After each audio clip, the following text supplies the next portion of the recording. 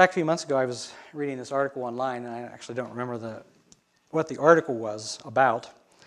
But what I do remember, is that it made reference to a book with a title that caught my attention. The book was called The Myths of Happiness: What Should Make You Happy But Doesn't, What Shouldn't Make You Happy But Does, by Sonia Lyubomirsky. I think that's close enough. I don't normally pay attention to books about happiness because I'm an unhappy person. No. Because so much of what's out there, at least in my experience, is pretty shallow. I've perused a lot of books in the bookstores over the years on happiness, and so much of it, at least from my perspective, doesn't really account for the depths of human despair and the problems that we create for ourselves. And so it isn't quite so easy to don't worry, be happy, as the song says. But this book, the title grabbed my attention and it got me immediately thinking about my own life experiences and about the things that have happened to me that I thought would make me happy, but then they really didn't. And some of the things that I looked forward to with dread coming up, thinking these will be awful experiences, and now I look back on them and think, those were good experiences. They made me a more happy person. So I went online and looked up the book, and I was intrigued by the titles of some of the chapters. I will be happy when I have a better job. I will be happy when I get rich. I can't be happy if I'm broke, and so on. And I appreciated her observation in the preface of the book, which I could read online, that as we age, we accumulate losses, she said, that force us to revise our thinking about happiness and well-being. Otherwise, we will be very unhappy people. Because as we go on, we accumulate these losses that happen in our lives. And if we can't deal with them in a healthy way, then we become more and more depressed or unhappy.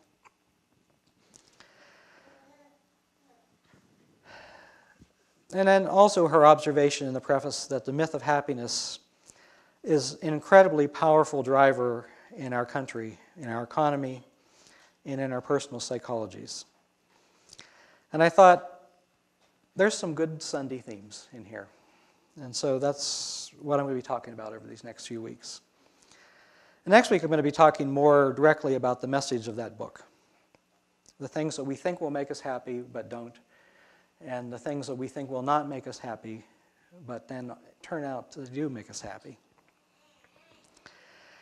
And then the following week I'm going to be talking about the messages of our culture about happiness and how so many of those messages are really unhealthy and really, in fact, make us unhappy. And then I'm going to wrap up talking about scriptures and wisdom literature that talk about happiness and what those ancient pieces of literature have to say about happiness. Today, though, I want to talk a little bit about what is happiness, and particularly, is there a difference between happiness and joy? Because in conversations with people about this theme, a number of people said, well, there's a difference between happiness and joy. And I got to thinking about that. I tend to use those terms interchangeably. I don't really I was thinking about how I talk about happiness and joy, and I don't tend to make a distinction between the two.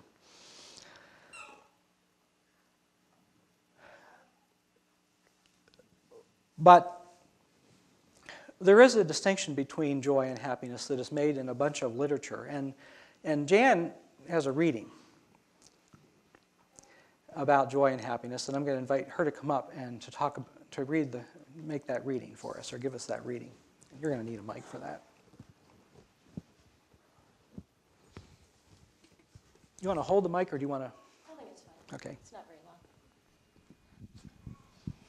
This is called What is the Difference Between Happiness and Joy? And it's written by Kathy Kasani Adams, who is a self-awareness teacher and has written the Self-Aware Parent books, for any of you who are familiar with those.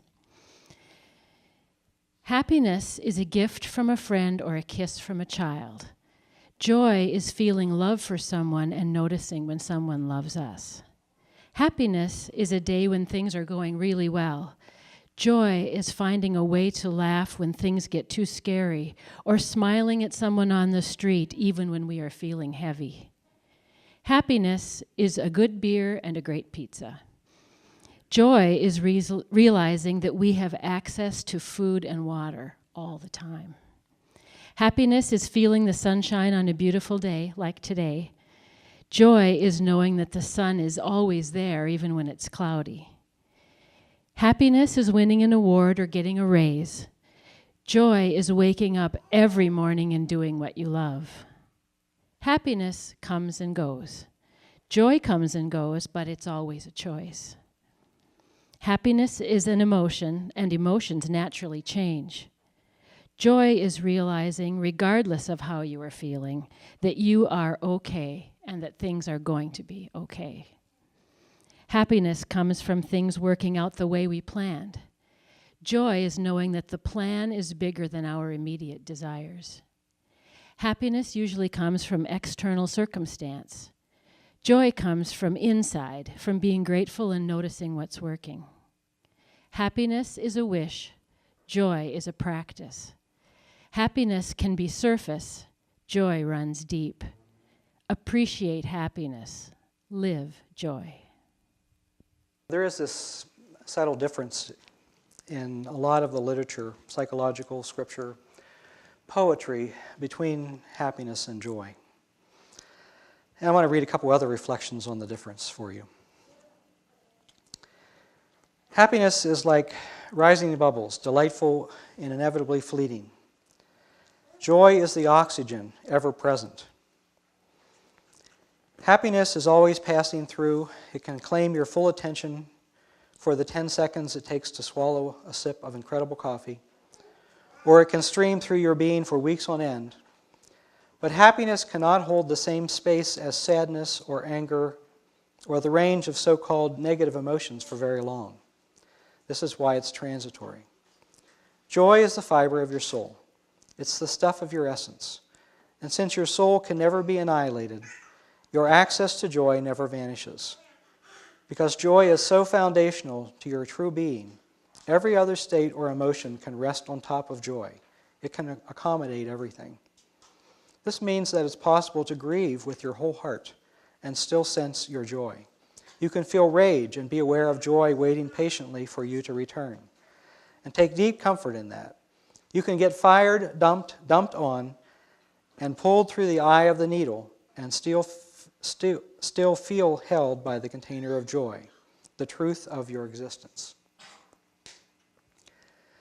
Studies have found that acquiring money, an education, a big house, or an expensive car do not really affect happiness levels as much as we would like or might expect. Many different types of researchers have followed people who win the lottery and have found year after year that these people who have won are no happier than the people who did not have this experience. This is called a hedonistic adaptation, which suggests that everyone has a baseline level of emotion called happiness.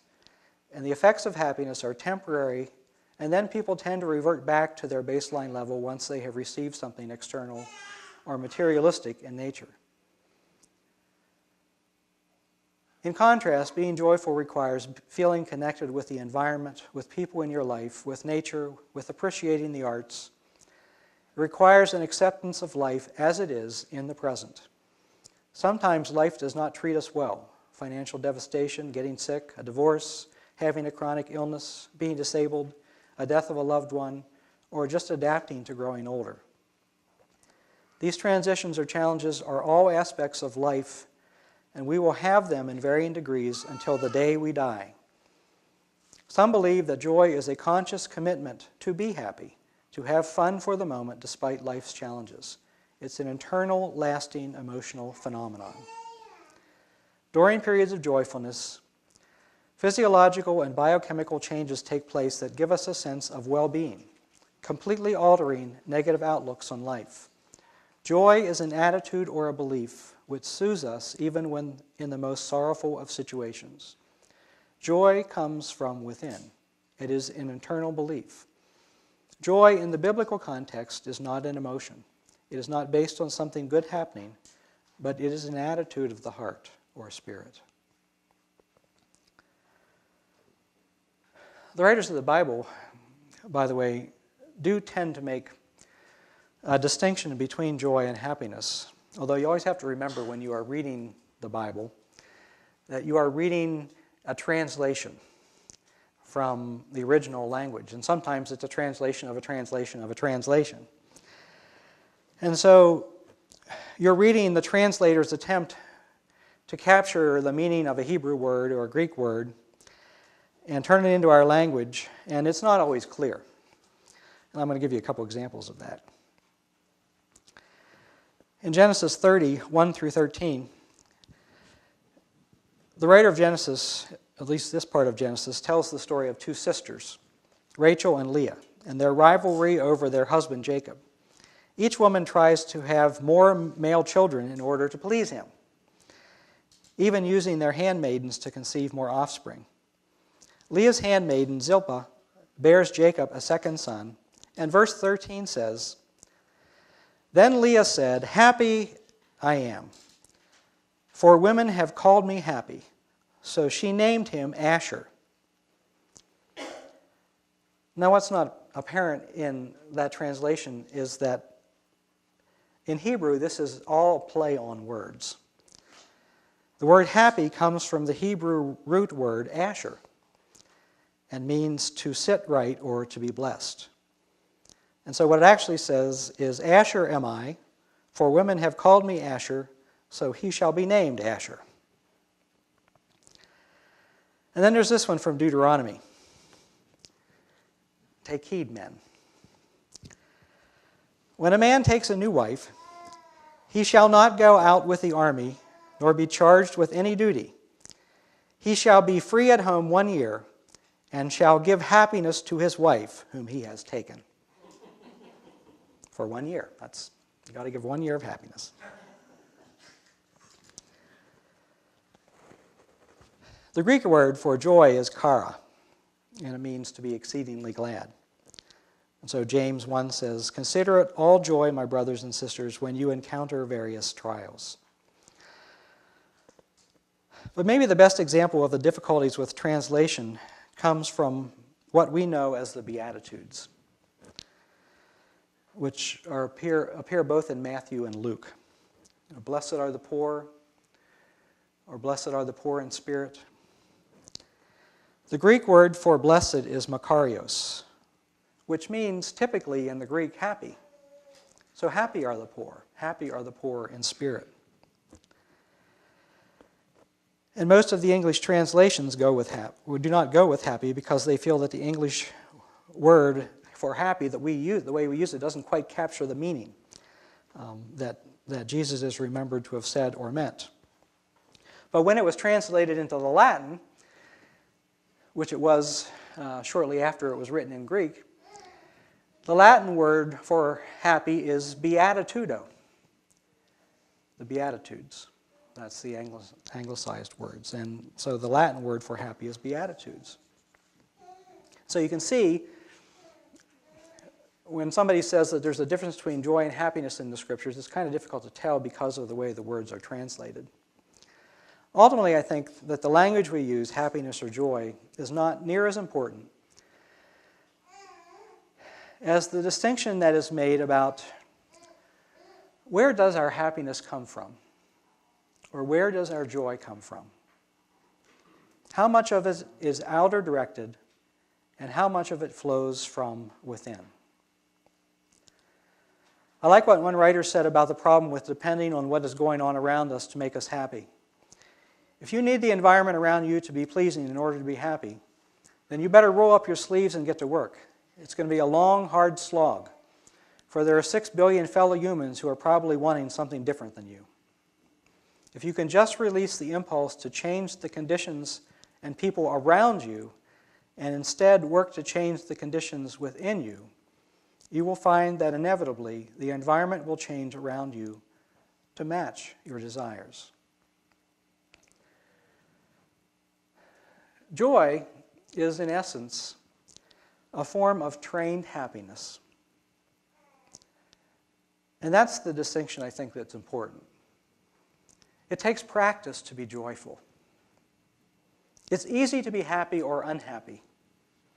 All you have to do is go with the flow of your emotions, reacting to what is going on around you, and you will either be happy or unhappy, depending on whether your mate is happy or unhappy, or your children are unhappy or unhappy, or a day is going well or not going well, or as yesterday I turned on the TV for a little bit while I was doing some work in the kitchen and watched my college football team get annihilated, and got unhappy as I was watching the game and finally realized, why am I doing this to myself? And I turned off the TV.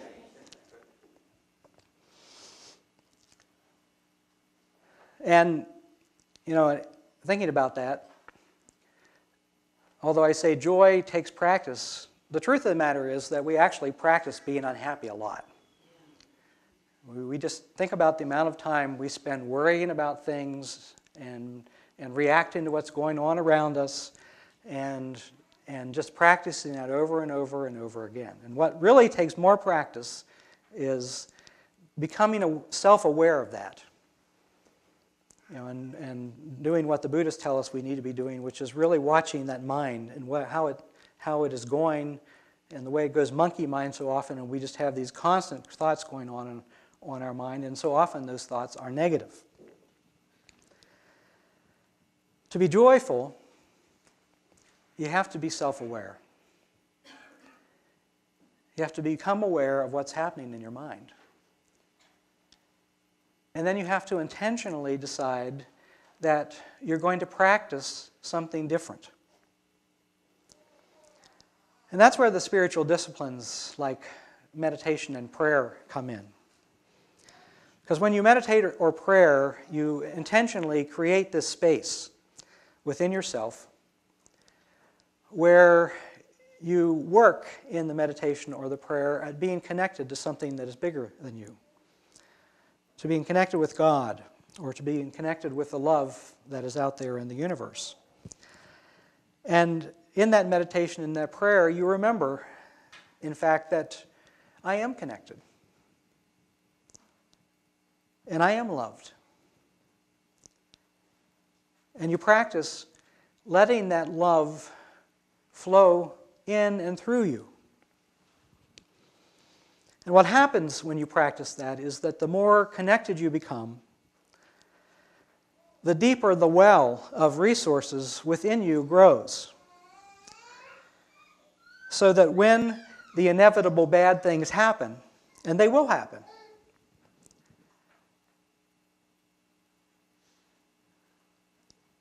then you have this well to call on. To know deep inside you that no matter what happens to me, no matter how bad my day is, no matter how often the current circumstances are, that we know somewhere deep within us still that we are loved, that life is good, that I am alive, and that life will go on. And that's joy. Counting one's blessings on a daily basis is another kind of practice, like I do often whenever we sit together for our time of silence. To take a moment every single day to think about the things that we have and have been given. The people who love me, the family and friends that are there for me. The food that I have to eat. The place that I have to sleep at night. A job, school, health. To take time every single day to be intentional about counting one's blessing is another way of building up those resources to remember that we are blessed. We are incredibly blessed. And so this is the question and the challenge for the week. Where does our happiness come from? Where does your happiness come from? Where does my happiness come from? Pay attention this week to your mind, to the flow of your emotions, the up and down, the bouncing up and down from happiness to unhappiness, based on what is happening around us and what others are saying or doing. And pay attention to how often that happens, and just in the course of a day. And then practice being connected. Meditate. Sit for a few moments in silence. Outside where it's beautiful, or somewhere where you are soothed by being in that place. Or pray to God. And actually practice opening yourself up to that connection. And allow yourself to remember that you are loved, that life is good. And do that day in and day out for the week, if you don't do that already. And count your blessings. And work on being joyful. And it does take work. I mean, that's a thing that has to be, we have to, I think, just remember and talk about often here. That we get in the midst of our daily routine, and we often get so busy, and our lives are so stressful, and we have so much to do, and we have so much to worry about. And of course, if you happen to be unfortunate enough to turn on the TV or the news right now, you know that it's a mess out there. And it's just really easy to be unhappy and just to think the world is an awful place. And it can be an awful place. And there's no sugaring over the fact that bad things happen in our life and in our world. But the way to deal with that reality and the way to deal with that despair is not to allow it to take us over and to sink us, because then we are no help to ourselves and we are no help to anyone around us. But it is to learn how to practice in the midst of all of that, learning how to be present and joyful and peaceful and allowing ourselves to become and to be that healing presence. So practice that this week.